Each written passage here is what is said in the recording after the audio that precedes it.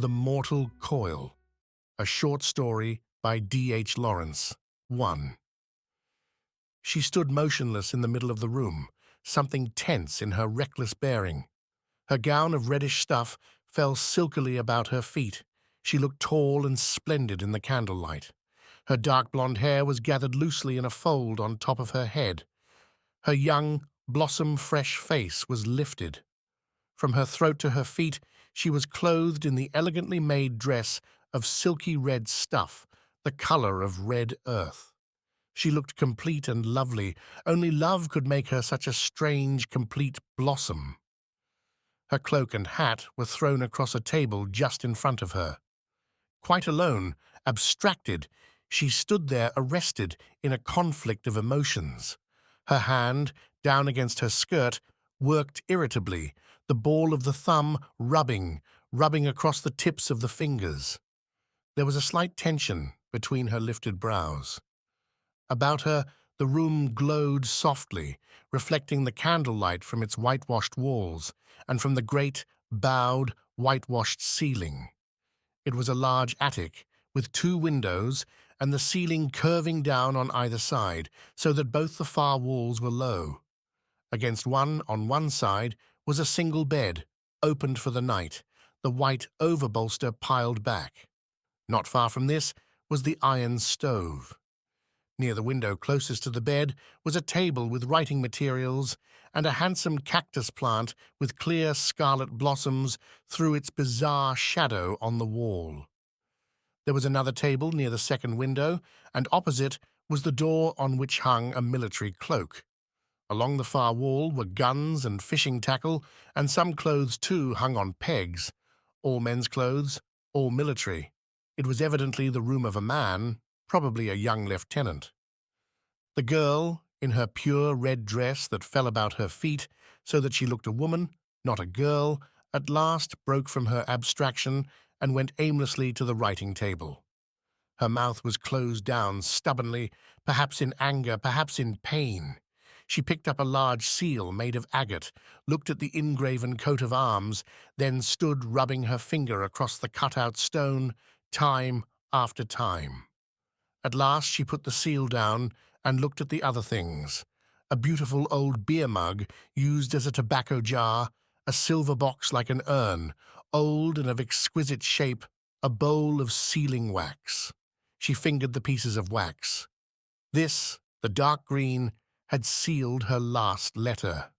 Ah, well, she carelessly turned over the blotting book, which again had his arms stamped on the cover. Then she went away to the window. There, in the window recess, she stood and looked out. She opened the casement and took a deep breath of the cold night air. Ah, it was good. Far below was the street, a vague, golden, milky way beneath her, its tiny black figures moving and crossing and recrossing with marionette, insect-like intentness. A small horse car rumbled along the lines, so belittled it was an absurdity. So much for the world. He did not come. She looked overhead. The stars were white and flashing. They looked nearer than the street, more kin to her, more real. She stood pressing her breast on her arms, her face lifted to the stars, in the long, anguished suspense of waiting. Noises came up small from the street, as from some insect world, but the great stars overhead struck white and invincible, infallible. Her heart felt cold like the stars. At last she started. There was a noisy knocking at the door and a female voice calling, "Anybody there?" "Come in," replied the girl. She turned round, shrinking from this intrusion, unable to bear it after the flashing stars.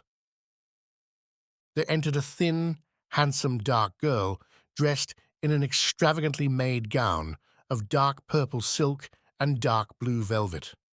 She was followed by a small, swarthy, inconspicuous lieutenant in pale blue uniform.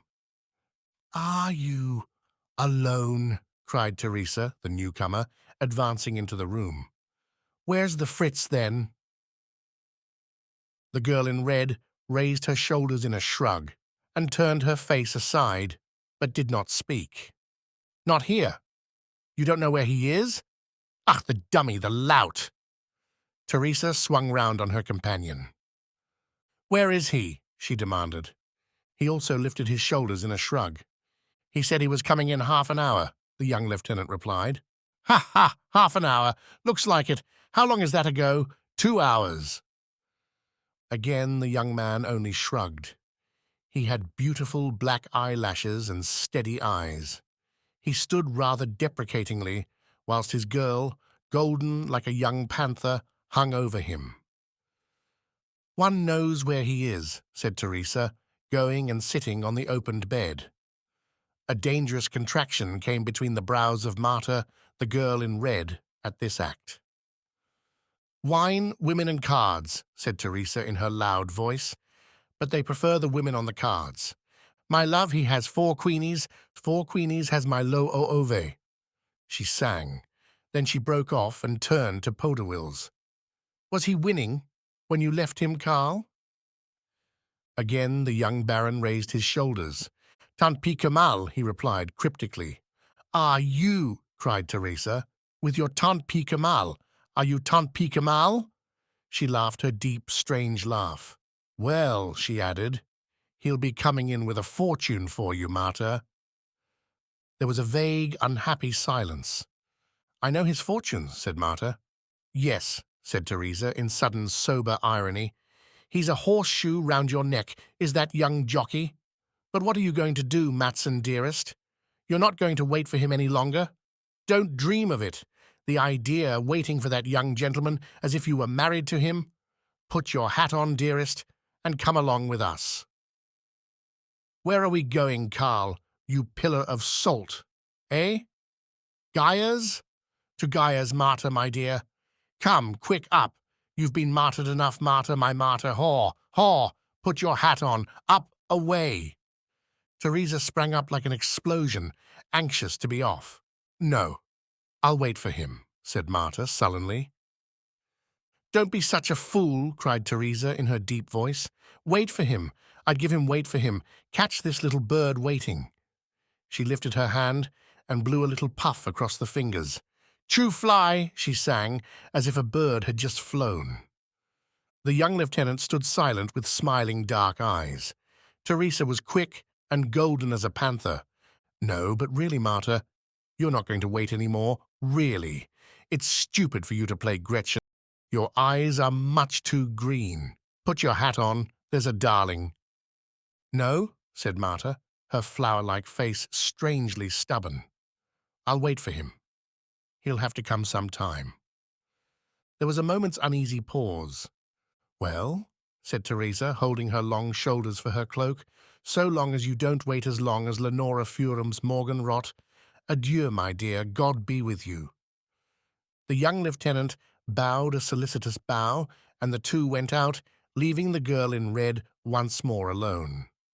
She went to the writing table, and on a sheet of paper began writing her name in stiff Gothic characters, time after time. Marta Hohenist, Marta Hohenist, Marta Hohenist. The vague sounds from the street below continued. The wind was cold. She rose and shut the window. Then she sat down again. At last the door opened, and a young officer entered. He was buttoned up in a dark blue greatcoat with large silver buttons going down on either side of the breast. He entered quickly, glancing over the room at Marta as she sat with her back to him. She was marking with a pencil on paper. He closed the door. Then, with fine, beautiful movements, he divested himself of his coat and went to hang it up. How well Marta knew the sound of his movements, the quick, light step. But she continued mechanically making crosses on the paper, her head bent forward between the candles, so that her hair made fine threads and mist of light, very beautiful. He saw this, and it touched him, but he could not afford to be touched any further. "You have been waiting?" he said formally, the insulting, futile question.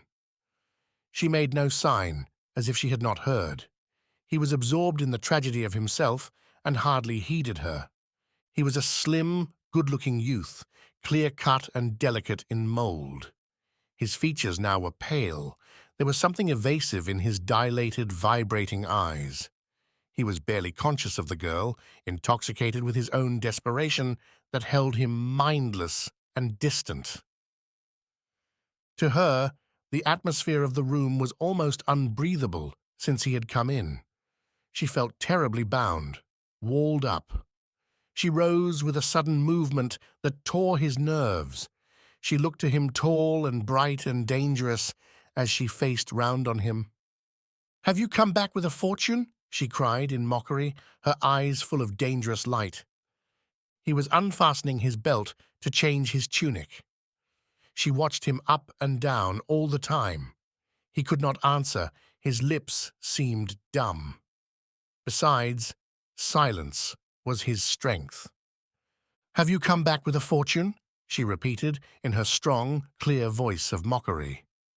"No," he said, suddenly turning. "Let it please you that I've come back at all." He spoke desperately and tailed off into silence. He was a man doomed. She looked at him. He was insignificant in his doom. She turned in ridicule, and yet she was afraid. She loved him. He had stood long enough exposed in his helplessness. With difficulty, he took a few steps, went and sat down at the writing table. He looked to her like a dog with its tail between its legs. He saw the paper where her name was repeatedly written. She must find great satisfaction in her own name, he thought vaguely. Then he picked up the seal and kept twisting it round in his fingers, doing some little trick. And continually the seal fell onto the table with a sudden rattle that made Marta stiffen cruelly. He was quite oblivious of her. She stood watching as he sat bent forward in his stupefaction. The fine cloth of his uniform showed the moulding of his back, and something tortured her as she saw him, till she could hardly bear it. The desire of his finely shaped body, the stupefaction and the abjectness of him now, his immersion in the tragedy of himself, his being unaware of her. All her will seemed to grip him, to bruise some manly nonchalance and attention out of him. "I suppose you're in a fury with me for being late," he said, with impotent irony in his voice. Her fury over trifles, when he was lost in calamity. How great was his real misery, how trivial her small offendedness. Something in his tone burned her and made her soul go cold. "I'm not exactly pleased," she said coldly, turning away to a window. Still he sat bent over the table, twisting something with his fingers. She glanced round on him. How nervy he was.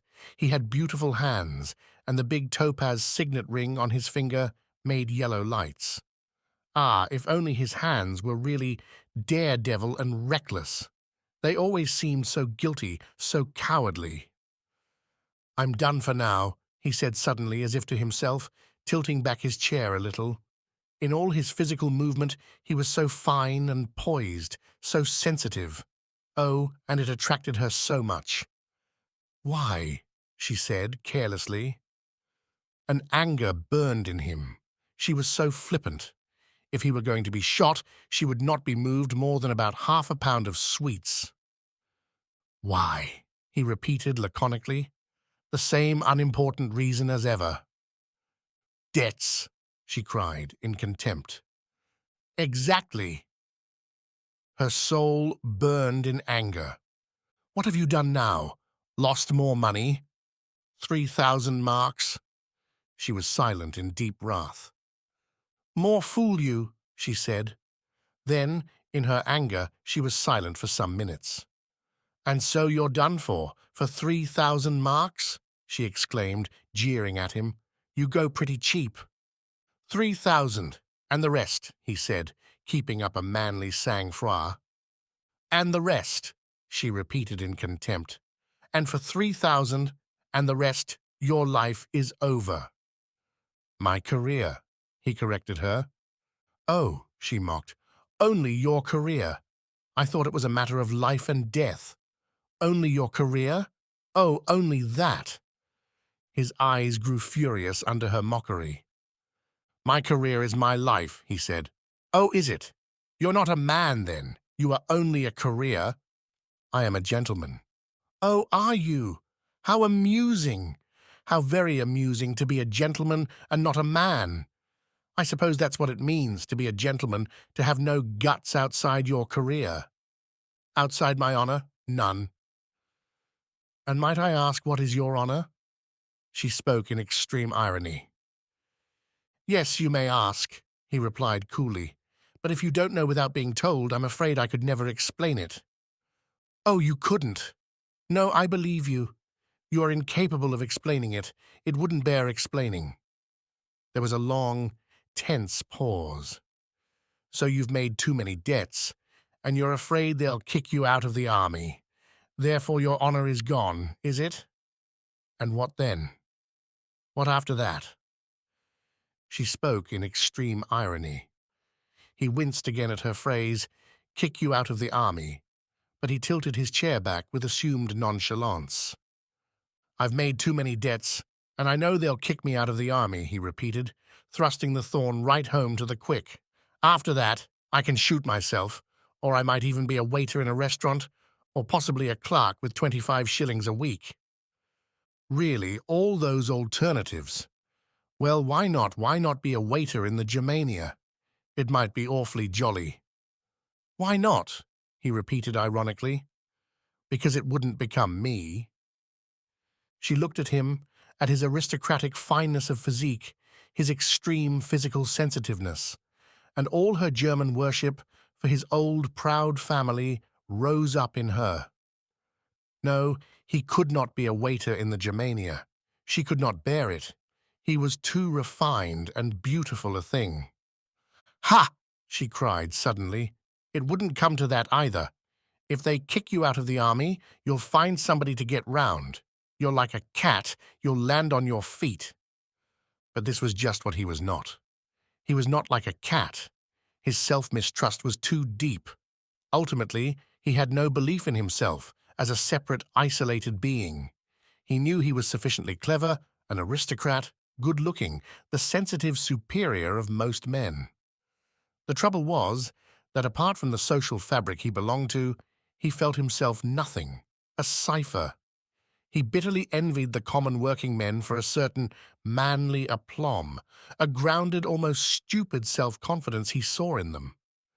Himself, he could lead such men through the gates of hell, for what did he care about danger or hurt to himself whilst he was leading?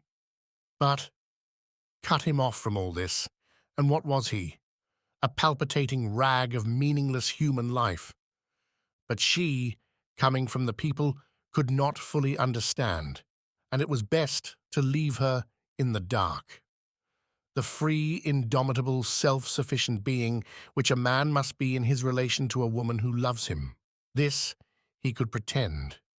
But he knew he was not it. He knew that the world of man from which he took his value was his mistress beyond any woman. He wished secretly, cravingly, almost cravenly in his heart, it was not so. But so it was. Therefore, he heard her phrase, "You're like a cat with some bitter envy." "Whom shall I get round? Some woman who will marry me," he said. This was a way out, and it was almost the inevitable thing for him. But he felt it the last ruin of his manhood, even he. The speech hurt her mortally, worse than death. She would rather he died, because then her own love would not turn to ash. "Get married, then, if you want to," she said in a small, broken voice. "Naturally," he said. There was a long silence, a foretaste of barren hopelessness. "Why is it so terrible to you," she asked at length, "to come out of the army and trust to your own forces? Other men are strong enough." "Other men are not me," he said. Why would she torture him? She seemed to enjoy torturing him. The thought of his expulsion from the army was an agony to him, really worse than death. He saw himself in the despicable civilian clothes, engaged in some menial occupation, and he could not bear it. It was too heavy a cross. Who was she to talk? She was herself, an actress, daughter of a tradesman. He was himself. How should one of them speak for the other? It was impossible. He loved her. He loved her far better than men usually loved their mistresses. He really cared. And he was strangely proud of his love for her, as if it were a distinction to him. But there was a limit to her understanding. There was a point beyond which she had nothing to do with him, and she had better leave him alone. Here in this crisis, which was his crisis, his downfall, she should not presume to talk, because she did not understand. But she loved to torture him. That was the truth. "Why should it hurt you to work?" she reiterated. He lifted his face, white and tortured, his grey eyes flaring with fear and hate. "Work," he cried. "What do you think I am worth? 25 shillings a week, if I am lucky." His evident anguish penetrated her. She sat dumbfounded, looking at him with wide eyes. He was white with misery and fear. His hand, that lay loose on the table, was abandoned in nervous ignominy. Her mind filled with wonder and with deep, cold dread. Did he really care so much? But did it really matter so much to him? When he said he was worth 25 shillings a week, he was like a man whose soul is pierced. He sat there, annihilated. She looked for him, and he was nothing then. She looked for the man, the free being that loved her. And he was not. He was gone. This blank figure remained. Something with a blanched face sat there in the chair, staring at nothing. His amazement deepened with intolerable dread. It was as if the world had fallen away into chaos. Nothing remained. She seemed to grasp the air for foothold. He sat staring in front of him. A dull numbness settled on his brain. He was watching the flame of the candle, and in his detachment he realized the flame was a swiftly traveling flood, flowing swiftly from the source of the wick through a white surge and on into the darkness above. It was like a fountain suddenly foaming out, then running on dark and smooth. Could one dam the flood? He took a piece of paper and cut off the flame for a second. The girl in red started at the pulse of the light. She seemed to come to, from some trance. She saw his face, clear now, attentive, abstract, absolved. He was quite absolved from his temporal self. "It isn't true," she said. "Is it? It's not so tragic, really? It's only your pride is hurt, your silly little pride." She was rather pleading. He looked at her with clear, steady eyes. "My pride," he said. "And isn't my pride me? What am I without my pride?" "You are yourself," she said. "If they take your uniform off you and turn you naked into the street, you are still yourself." His eyes grew hot. Then he cried, "What does it mean, myself? It means I put on ready-made civilian clothes and do some dirty drudging elsewhere. That is what myself amounts to." She knitted her brows. "But what you are to me, that naked self which you are to me, that is something, isn't it?" "Everything," she said. "What is it, if it means nothing?" He said, "What is it, more than a pound of chocolate dragées? It stands for nothing, unless, as you say, a petty clerkship at 25 shillings a week." These were all wounds to her, very deep. She looked in wonder for a few moments. "And what does it stand for now?" she said. "A magnificent second lieutenant." He made a gesture of dismissal with his hand. She looked at him from under lowered brows. "And our love," she said. "It means nothing to you. Nothing at all?" "To me as a menial clerk, what does it mean? What does love mean? Does it mean that a man shall be no more than a dirty rag in the world? What worth do you think I have in love if in life I am a wretched, inky, subordinate clerk? What does it matter? It matters everything." There was silence for a time. Then the anger flashed up in her. It doesn't matter to you what I feel, whether I care or not, she cried, her voice rising. They'll take his little uniform with buttons off him, and he'll have to be a common little civilian, so all he can do is to shoot himself. It doesn't matter that I'm there. He sat stubborn and silent. He thought her vulgar, and her raving did not alter the situation in the least. Don't you see what value you put on me, you clever little man? She cried in fury. I've loved you with all my soul for 2 years, and you've lied and said you loved me. And now, what do I get? He'll shoot himself because his tuppenny vanity is wounded. Ah, fool! He lifted his head and looked at her. His face was fixed and superior. All of which, he said, leaves the facts of the case quite untouched. She hated his cool little speeches. Then shoot yourself, she cried, and you'll be worth less than 25 shillings a week. There was a fatal silence. Then there'll be no question of worth, he said. Ha! She ejaculated in scorn. She had finished. She had no more to say. At length, after they had both sat motionless and silent, separate for some time, she rose and went across to her hat and cloak. He shrank in apprehension. Now he could not bear her to go. He shrank as if he were being whipped.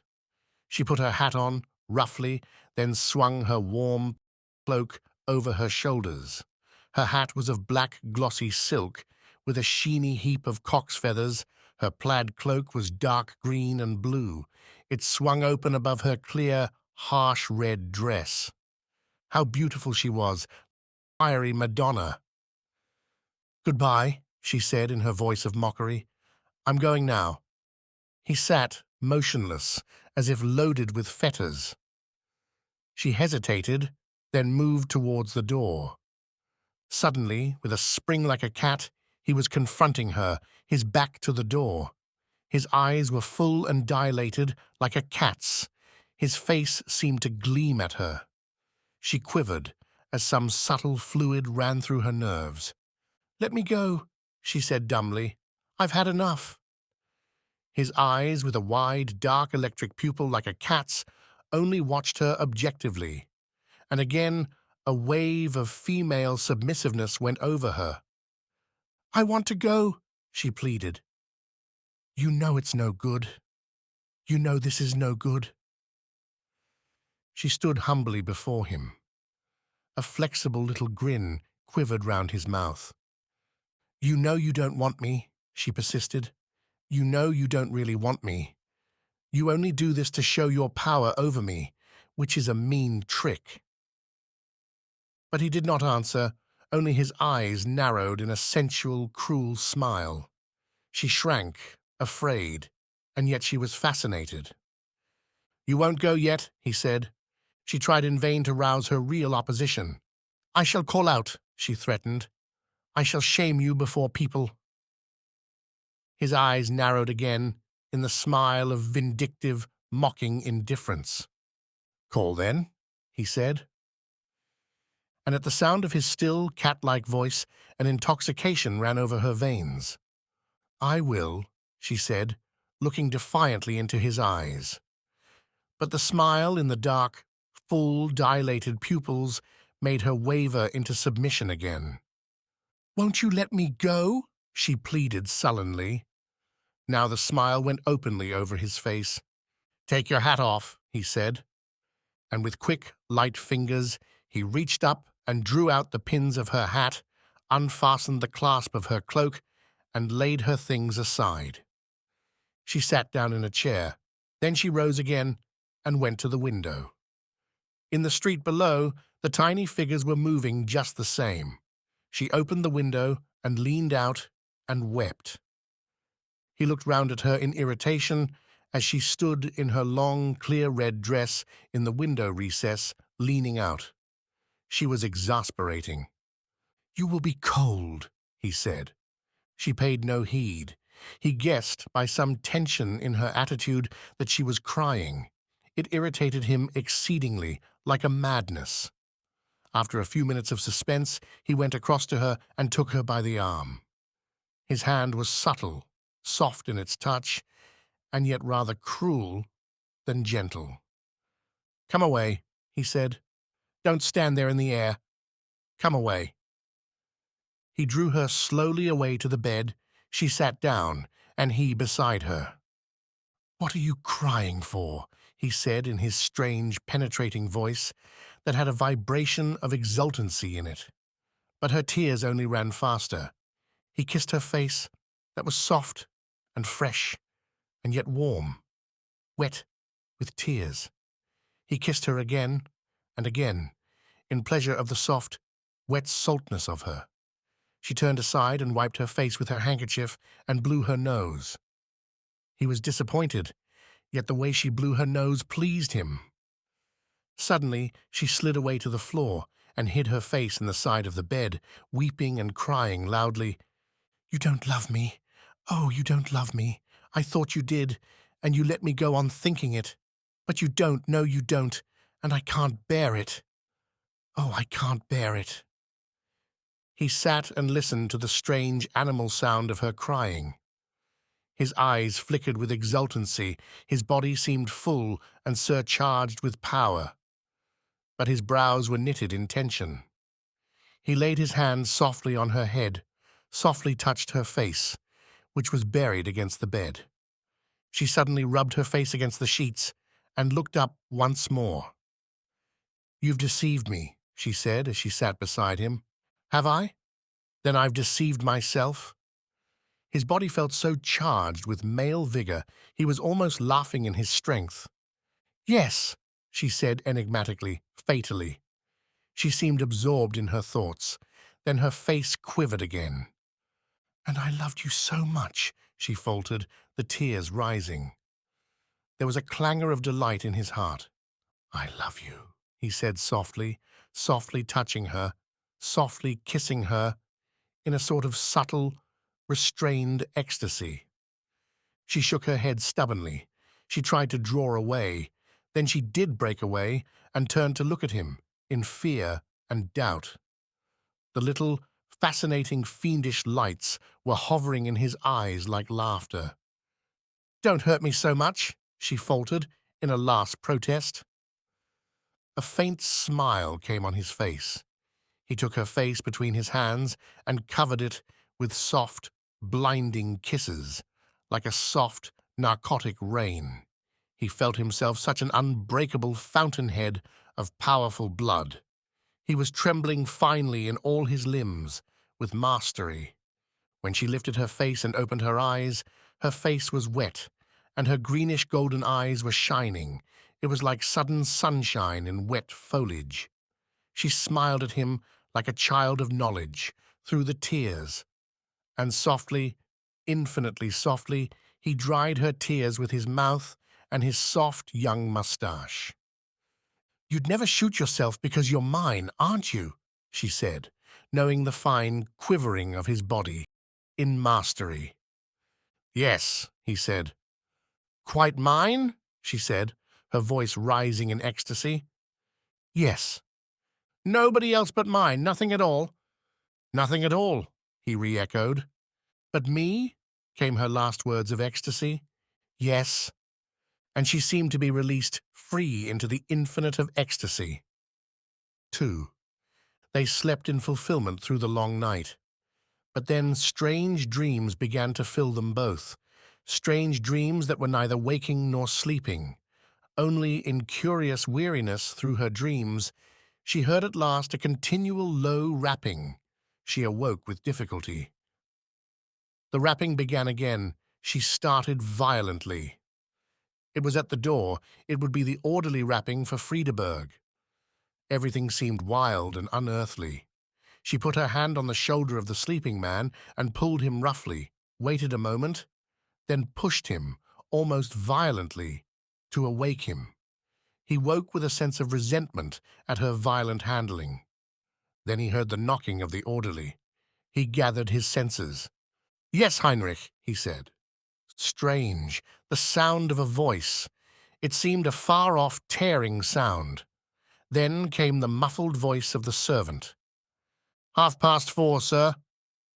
"Right," said Friedeberg, and automatically he got up and made a light. She was suddenly as wide awake as if it were daylight, but it was a strange, false day, like a delirium. She saw him put down the match, she saw him moving about, rapidly dressing, and the movement in the room was a trouble to her. He himself was vague and unreal, a thing seen but not comprehended. She watched all the acts of his toilet, saw all the motions, but never saw him.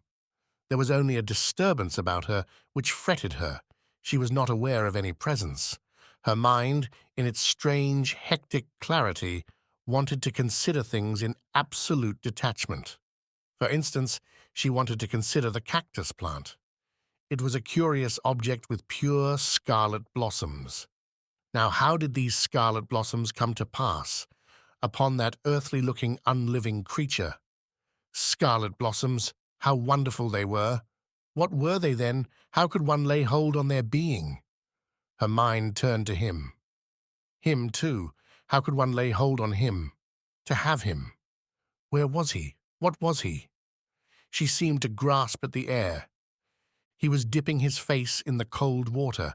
The slight shock was good for him. He felt as if someone had stolen away his being in the night.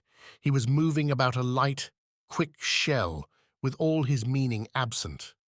His body was quick and active, but all his deep understanding, his soul, was gone. He tried to rub it back into his face. He was quite dim, as if his spirit had left his body. "Come and kiss me," sounded the voice from the bed. He went over to her automatically. She put her arms around him and looked into his face with her clear, brilliant, grey-green eyes, as if she too were looking for his soul. "How are you?" came her meaningless words. "All right. Kiss me." He bent down and kissed her. And still, her clear, rather frightening eyes seemed to be searching for him inside himself. He was like a bird transfixed by her pellucid, grey-green, wonderful eyes. She put her hands into his soft, thick, fine hair and gripped her hands full of his hair. He wondered with fear at her sudden, painful clutching. "I shall be late," he said. "Yes," she answered, and she let him go. As he fastened his tunic, he glanced out of the window. It was still night, a night that must have lasted since eternity. There was a moon in the sky. In the streets below, the yellow street lamps burned small at intervals. This was the night of eternity. There came a knock at the door, and the orderly's voice. "Coffee, sir?" "Leave it there." They heard the faint jingle of the tray as it was set down outside. Friedeberg sat down to put on his boots. Then, with a man's solid tread, he went and took in the tray. He felt properly heavy and secure now in his accoutrement, but he was always aware of her two wonderful, clear, unfolded eyes, looking on his heart out of her uncanny silence. There was a strong smell of coffee in the room. "Have some coffee?" His eyes could not meet hers. "No, thank you." "Just a drop?" "No, thank you." Her voice sounded quite gay. She watched him dipping his bread in the coffee and eating quickly, absently. He did not know what he was doing, and yet the dipped bread and hot coffee gave him pleasure. He gulped down the remainder of his drink and rose to his feet. "I must go," he said. There was a curious, poignant smile in her eyes. Her eyes drew him to her. How beautiful she was, and dazzling and frightening, with this look of brilliant tenderness seeming to glitter from her face. She drew his head down to her bosom and held it fast prisoner there, murmuring with tender, triumphant delight. "Dear, dear." At last she let him lift his head, and he looked into her eyes that seemed to concentrate in a dancing, golden point of vision in which he felt himself perish. "Dear," she murmured, "you love me, don't you?" "Yes," he said mechanically. The golden point of vision seemed to leap to him from her eyes, demanding something. He sat slackly, as if spellbound. Her hand pushed him a little. "Mustn't you go?" she said. He rose. She watched him fastening the belt round his body that seemed soft under the fine clothes. He pulled on his greatcoat and put on his peaked cap. He was again a young officer, but he had forgotten his watch. It lay on the table near the bed. She watched him slinging it on his chain. He looked down at her. How beautiful she was, with her luminous face and her fine, stray hair. But he felt far away. "Anything I can do for you?" he asked. "No, thank you. I'll sleep," she replied, smiling. And the strange golden spark danced on her eyes again. Again he felt as if his heart were gone, destroyed out of him. There was a fine pathos, too, in her vivid, dangerous face. He kissed her for the last time, saying, "I'll blow the candles out then?" "Yes, my love, and I'll sleep." "Yes, sleep as long as you like." The golden spark of her eyes seemed to dance on him like a destruction. She was beautiful and pathetic. He touched her tenderly with his fingertips, then suddenly blew out the candles and walked across in the faint moonlight to the door. He was gone. She heard his boots click on the stone stairs. She heard the far below tread of his feet on the pavement. Then he was gone. She lay quite still, in a swoon of deathly peace. She never wanted to move any more. It was finished. She lay quite still, utterly, utterly abandoned. But again, she was disturbed. There was a little tap at the door, then Teresa's voice saying, with a shuddering sound because of the cold, "Ah, I'm coming to you, Marta, my dear. I can't stand being left alone." "I'll make a light," said Marta, sitting up and reaching for the candle. "Lock the door, will you, Reese, and then nobody can bother us." She saw Teresa, loosely wrapped in her cloak, 2 thick ropes of hair hanging untidily. Teresa looked voluptuously sleepy and easy, like a cat running home to the warmth. "Ah," she said, "it's cold." And she ran to the stove. Marta heard the chink of the little shovel, a stirring of coals, then a clink of the iron door. Then Teresa came running to the bed. With a shuddering little run, she puffed out the light and slid in beside her friend. "So cold," she said, with a delicious shudder at the warmth. Marta made place for her, and they settled down. "Aren't you glad you're not them?" said Reese, with a little shudder at the thought. "Ugh, poor devils." "I am," said Marta. "Ah, sleep, sleep, how lovely," said Teresa, with deep content. "Ah, it's so good." "Yes," said Marta. "Good morning, good night, my dear," said Teresa, already sleepily. "Good night," responded Marta. Her mind flickered a little. Then she sank unconsciously to sleep. The room was silent. Outside, the setting moon made peaked shadows of the high-roofed houses. From twin towers that stood like 2 dark companion giants in the sky, the hour trembled out over the sleeping town. But the footsteps of hastening officers and cowering soldiers rang on the frozen pavements. Then a lantern appeared in the distance, accompanied by the rattle of a bullock wagon. By the light of the lantern on the wagon pole could be seen the delicately moving feet and the pale, swinging dewlaps of the oxen. They drew slowly on. With a rattle of heavy wheels, the banded heads of the slow beasts swung rhythmically. Ah, this was life. How sweet, sweet each tiny incident was.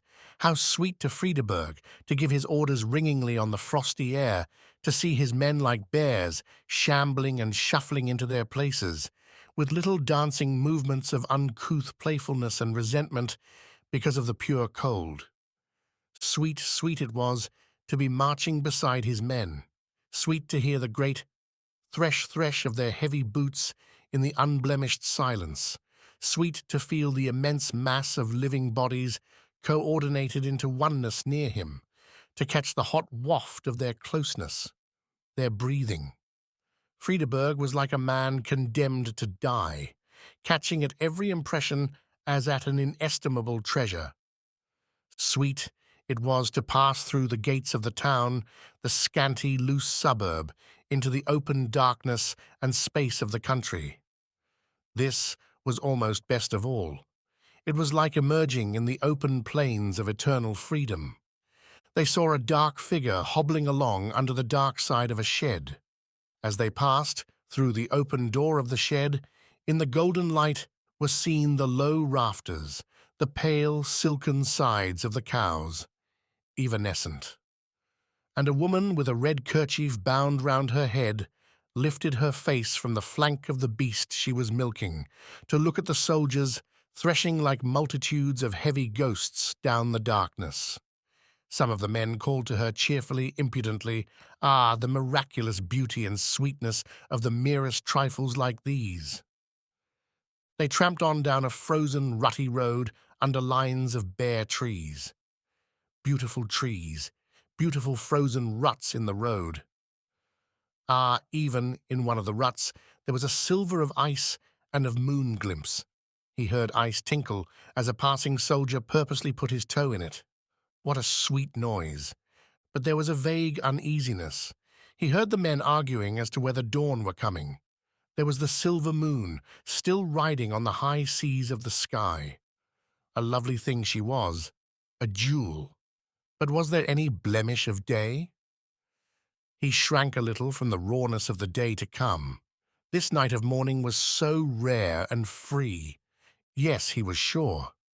He saw a colourless paleness on the horizon. The earth began to look hard, like a great concrete shadow. He shrank into himself.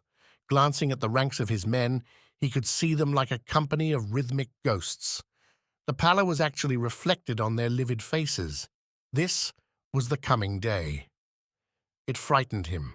The dawn came. He saw the rosiness of it hang trembling with light above the east. Then a strange glamour of scarlet passed over the land. At his feet, glints of ice flashed scarlet. Even the hands of the men were red as they swung, sinister, heavy, reddened. The sun surged up. Her rim appeared, swimming with fire, hesitating, surging up. Suddenly there were shadows from trees and ruts, and grass was hoar, and ice was gold against the ebony shadow. The faces of the men were alight, kindled with life. Ah, it was magical. It was all too marvelous. If only it were always like this. When they stopped at the inn for breakfast, at 9 o'clock, the smell of the inn went raw and ugly to his heart. Beer and yesterday's tobacco. He went to the door to look at the men, biting huge bites from their hunks of grey bread, or cutting off pieces with their clasp knives. This made him still happy. Women were going to the fountain for water. The soldiers were chaffing them coarsely. He liked all this. But the magic was going. Inevitably, the crystal delight was thawing to desolation in his heart. His heart was cold, cold mud. Ah, it was awful. His face contracted. He almost wept with cold, stark despair. Still, he had the work, the day's hard activity with the men. Whilst this lasted, he could live. But when this was over, and he had to face the horror of his own cold, thawing mud of despair, ah, it was not to be thought of. Still, he was happy at work with the men, the wild, desolate place, the hard activity of mock warfare. Would to God it were real, war, with the prize of death. By afternoon, the sky had gone one dead, livid level of grey. It seemed low down and oppressive. He was tired, the men were tired, and this let the heavy cold soak into them like despair. Life could not keep it out. And now, when his heart was so heavy it could sink no more, he must glance at his own situation again.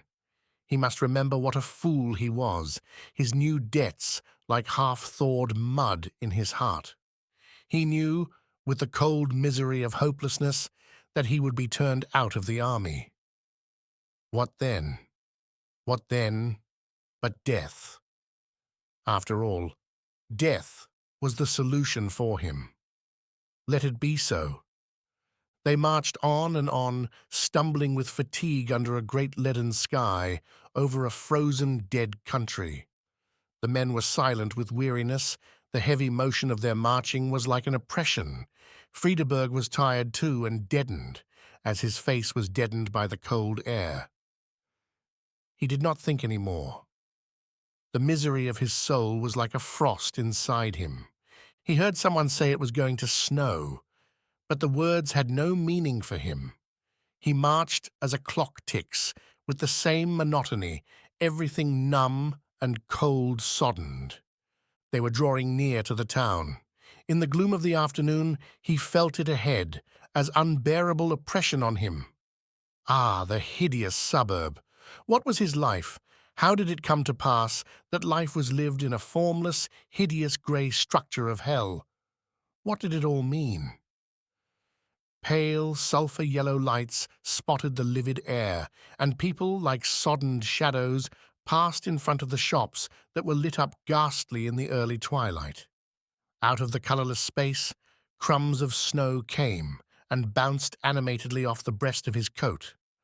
At length he turned away home to his room, to change and get warm and renewed, for he felt as cold-soddened as the grey, cold, heavy bread which felt hostile in the mouths of the soldiers. His life was to him like this dead, cold bread in his mouth. As he neared his own house, the snow was peppering thinly down. He became aware of some unusual stir about the house door. He looked. A strange, closed-in wagon, people, police. The sword of Damocles that had hung over his heart fell. Oh God, a new shame, some new torture. His body moved on, so it would move on through misery upon misery, as is our fate. There was no emergence, only this progress through misery unto misery, till the end. Strange that human life was so tenacious. Strange that men had made of life a long, slow process of torture to the soul. Strange that it was no other than this. Strange that but for man, this misery would not exist. For it was not God's misery, but the misery of the world of man. He saw two officials push something white and heavy into the cart, shut the doors behind with a bang, turn the silver handle, and run round to the front of the wagon. It moved off, but still most of the people lingered. Friedeberg drifted near in that inevitable motion which carries us through all our shame and torture. He knew the people talked about him. He went up the steps and into the square hall. There stood a police officer with a notebook in his hand, talking to Herr Capell, the housemaster. As Friedeberg entered through the swing door, the housemaster, whose brow was wrinkled in anxiety and perturbation, made a gesture with his hand as if to point out a criminal. "Ah, the Herr Baron von Friedeberg," he said in self-exculpation. The police officer turned, saluted politely, and said, with the polite, intolerable suffisance of officialdom, "Good evening. Trouble here," said Friedeberg. He was so frightened, his sensitive constitution was so lacerated, that something broke in him. He was a subservient, murmuring ruin. "Two young ladies found dead in your room," said the police official, making an official statement. But under his cold impartiality of officialdom, what obscene unction! Ah, what obscene exposures now! "Dead," ejaculated Friedeberg, with the wide eyes of a child. He became quite childlike. The official had him completely in his power. He could torture him as much as he liked. Yes, he referred to his notebook, asphyxiated by fumes from the stove. Friedeberg could only stand wide-eyed and meaningless. "Please, will you go upstairs?"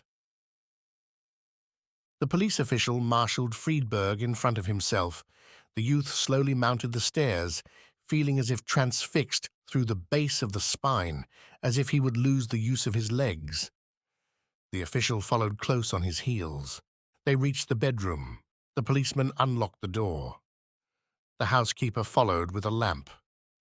Then the official examination began. A young lady slept here last night? Yes. Name, please? Marta Hohenest. H-O-H-E-N-E-S-T, spelled the official. And address? Friedeberg continued to answer. This was the end of him. The quick of him was pierced and killed. The living dead answered the living dead in obscene antiphony. Question and answer continued. The notebook worked as the hand of the old dead, wrote in it the replies of the young who was dead. The room was unchanged from the night before. There was her heap of clothing, the lustrous, pure red dress lying soft where she had carelessly dropped it. Even, on the edge of the chair-back, her crimson silk garters hung looped. But do not look, do not see. It is the business of the dead to bury their dead. Let the young dead bury their own dead as the old dead have buried theirs. How can the dead remember, they being dead? Only the living can remember and are at peace with their living who have passed away.